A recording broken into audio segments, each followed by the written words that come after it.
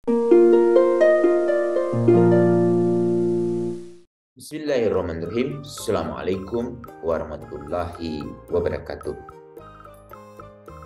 Pemirsa Layak TV, ayahanda dan bunda, alhamdulillah kita masih diberi kesempatan oleh Allah untuk berbagi informasi. Hari ini kita berbincang santai terkait dengan berbagai pikiran secara bebas atau hak anak bebas berekspresi. Hal ini sebagaimana diatur pada pasal 13 Konvensi Hak Anak. Sebagaimana kita ketahui, Konvensi Hak Anak ini telah diratifikasi sejak tanggal 25 Agustus tahun 1990 melalui keputusan Presiden nomor 36 tahun 1990. Harapannya sejak tanggal itu peraturan perundangan, kebijakan, program, dan kegiatan itu sudah terharmonisasi dengan Konvensi Hak Anak. Apa poin penting yang ada di pasal 13 ini? Yaitu anak-anak memiliki hak untuk berbagi secara bebas dengan orang lain. Apa yang mereka pelajari, apa yang mereka pikirkan, dan yang mereka rasakan. Dengan berbicara, menggambar, menulis, atau dengan cara lain, apapun kecuali jika itu membahayakan orang lain. Jadi setiap anak intinya diberi kebebasan untuk menyampaikan pendapat, tetapi itu kembali lagi bagaimana peran orang tua, keluarga, masyarakat, tokoh adat, tapi di sana juga ada pemerintah untuk memastikan bagaimana sumber-sumber bacaan yang diakses oleh anak-anak yang benar-benar sudah terverifikasi, aman, layak untuk dibaca oleh anak-anak. Itu yang pertama.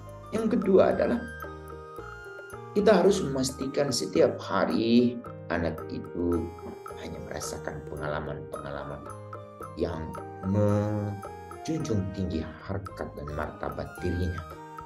Dia tidak pernah mengalami kekerasan.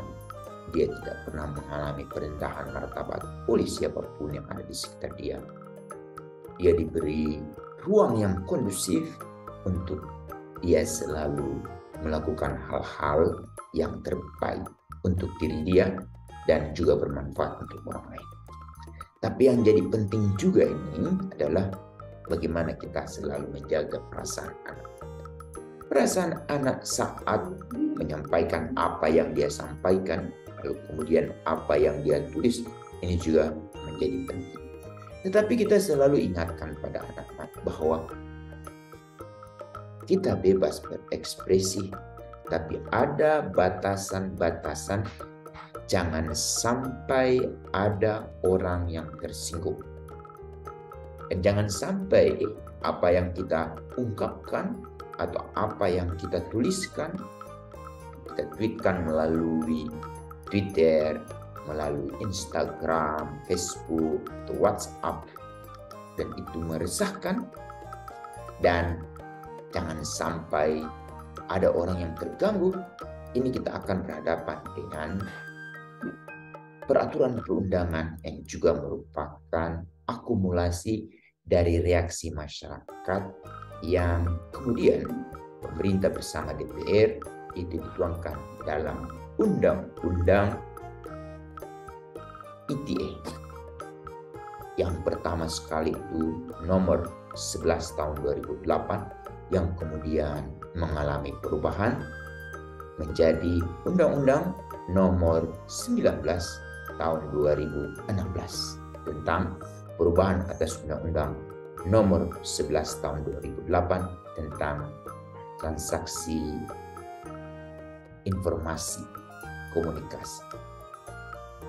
Nah, untuk itu bagaimana supaya pasal 13 ini benar-benar sangat dipahami oleh setiap anak. Untuk itu, kalau kita berbicara dengan konvensi HANA selalu dikaitkan dengan pasal-pasal lain. Pertama adalah terkait dengan pasal 5 yang berhubungan dengan bagaimana setiap anak itu dibimbing, didampingi, diasuh, difasilitasi oleh ayah dan ibu yang berpengetahuan, memiliki keterampilan, dan otomatis sikap. Ini kemudian akan melahirkan anak-anak yang selalu memiliki rasa gembira, tidak pernah mengalami tekanan dari orang tua, karena ayah ibunya tidak pernah melakukan diskriminasi atau segala sesuatu yang diupayakan untuk anak mereka.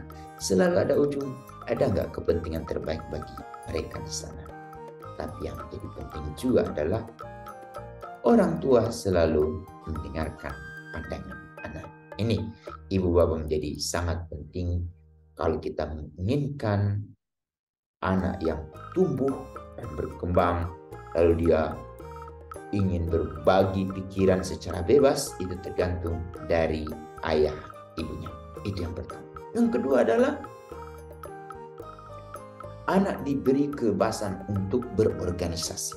Berorganisasi ini menjadi poin penting di pasal 15. Dengan dia aktif berorganisasi dan dia sudah memiliki pengetahuan yang banyak, lalu memiliki pengalaman, dan otomatis saat dia berorganisasi, dia akan selalu mengekspresikan hal-hal yang berguna untuk organisasinya.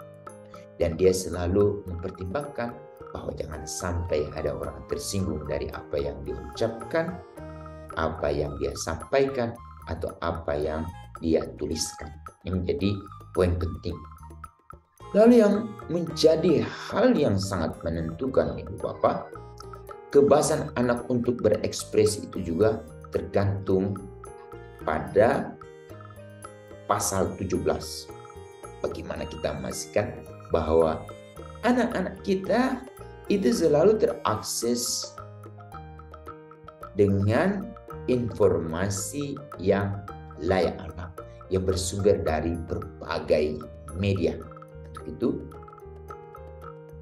ayahanda dan bunda yang menjadi pengelola media, pastikan media-media kita itu hanya menyebarkan informasi terkait dengan pendidikan, kesehatan, sosial yang sangat membantu bagaimana mengembangkan diri setiap anak-anak kita.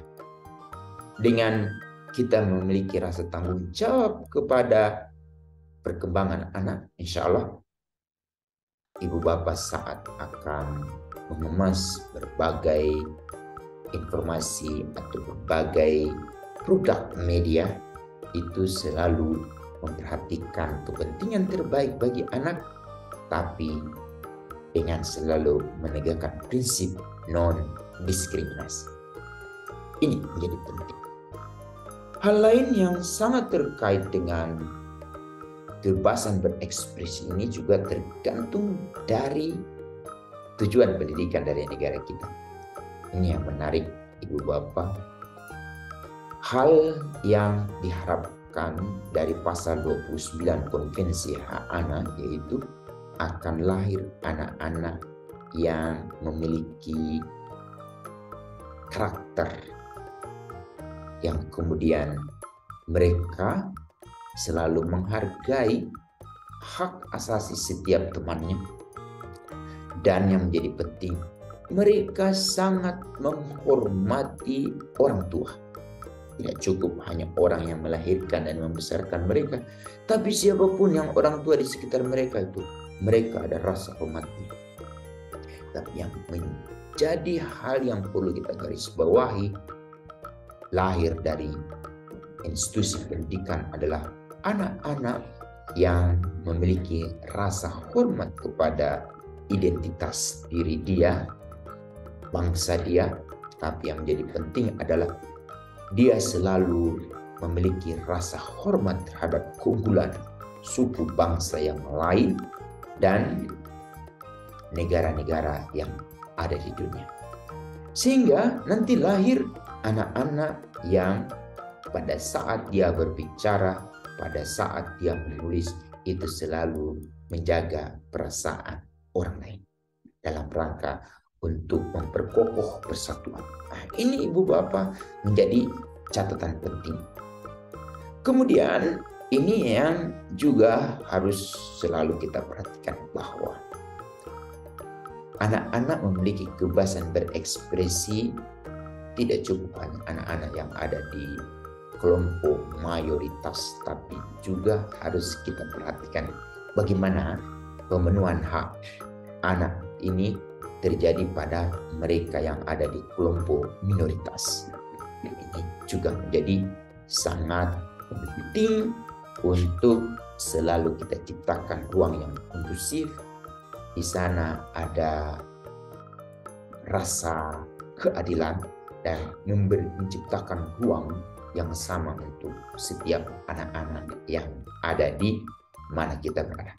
Ini yang terkait dengan pasal 30. Lalu yang terakhir adalah kebebasan anak berekspresi itu yang paling terasa ada di ruang-ruang publik. Ruang publik yang paling dekat dengan anak itu adalah tempat bermain anak. Di sana anak-anak kita selalu saling menghargai, menghormati, mau berbagi dengan temannya. Tapi yang paling penting adalah bagaimana memberi kesempatan kepada yang lain untuk menikmati fasilitas-fasilitas yang ada di ruang bermain anak. Seperti kita ketahui sekarang, pemerintah telah mengembangkan ruang bermain ramah anak. Di sana ada standar-standar yang harus dipenuhi oleh para penyelenggara dan pengelola ruang bermain anak.